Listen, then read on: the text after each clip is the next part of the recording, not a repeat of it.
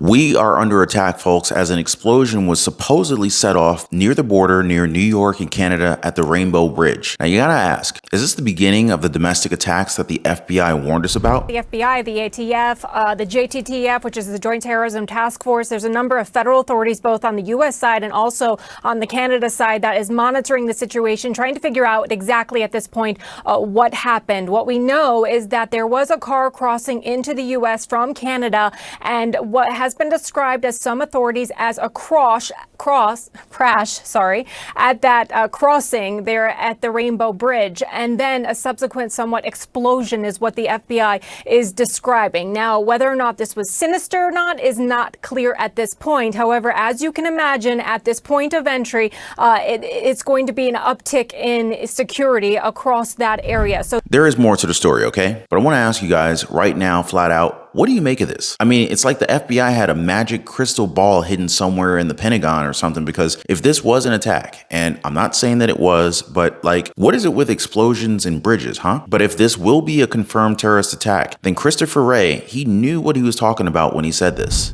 Here in the United States, our most immediate concern is that violent extremists, individuals or small groups, will draw inspiration from the events in the Middle East to carry out attacks against Americans going about their daily lives. That includes not just homegrown violent extremists inspired by a foreign terrorist organization, but also domestic violent extremists targeting Jewish or Muslim communities. Does this mean that it wasn't a question of if, but when? I mean, I want to ask though, and I need to be careful with what I say here. Do you think that we're going to see more of these, how do I call it, instances? Do you think that we'll see more happen across the country? Comment a quick yes or no down below. And while you guys are at it, make sure that you drop a like for this video and consider subscribing to the channel so that you can stay updated on everything, all things that matter to every single American right here at home. Appreciate that, you guys. So getting back on track here, let's see what the initial report is on these accidents, because I think they're still trying to figure out what actually happened. But what we're being told is this car was coming into a checkpoint, went through the first checkpoint where they examined driver's license, passport, and so on, and then was referred towards a secondary checkpoint. Now, from people who have looked at the videos, they say the car reaches a high rate of speed, apparently crashes into some kind of barrier, and there's an explosion. So that's what we know from what they think they have pieced together at the scene. Here's what we don't know, and these are all important questions, which is what was it that made the car increase speed and strike the barrier?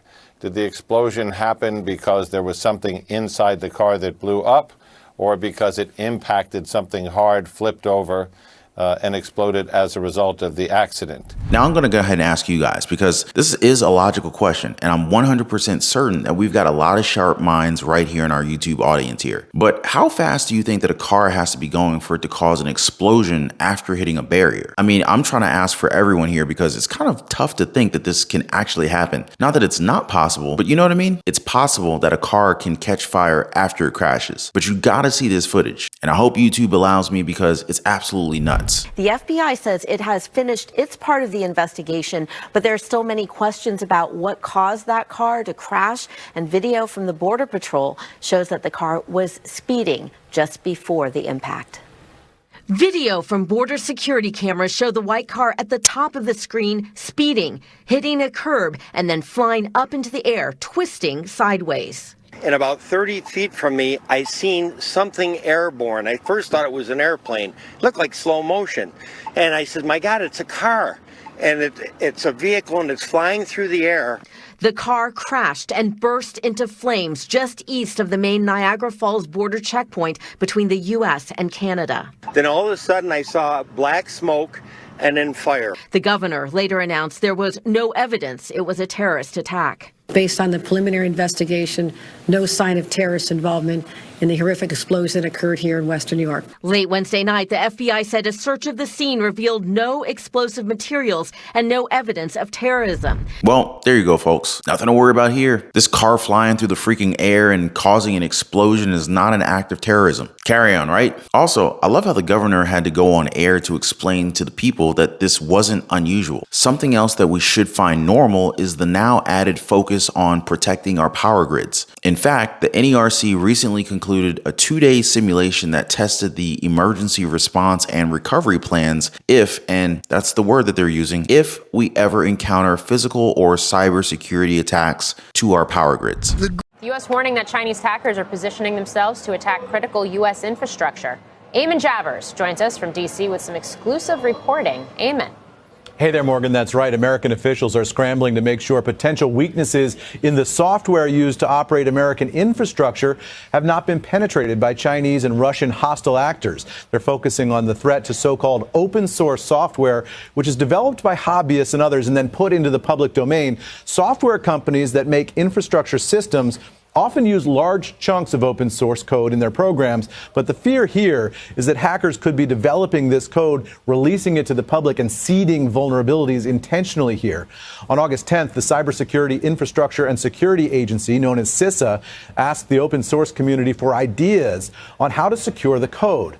And a government official tells CNBC that CISA plans to release a draft national strategy for open source security in the coming months. In a more worrying side note to this story, there seems to be an uptick in vandalism in different parts of the country like Maryland, North Carolina, Washington State, and South Carolina, all leaving thousands of people in the dark. But again, this should not be treated as an act of terrorism. It's probably nothing more than a couple of kids who, want to cause some trouble. Man, I'm not sure if I could have said that last part with any less sarcasm, but surely it can't be foreign nations, right? Now, I'm pretty sure that we don't need to worry about them, but I can't help but to feel just a little bit nervous because I don't know if you guys are aware of this, but we've already been warned even before the Hamas attack in Israel that our power grids and infrastructure, which includes bridges, are now at risk of receiving attacks due to their vulnerabilities. Meanwhile, a new report from a cybersecurity firm highlights the potential threat.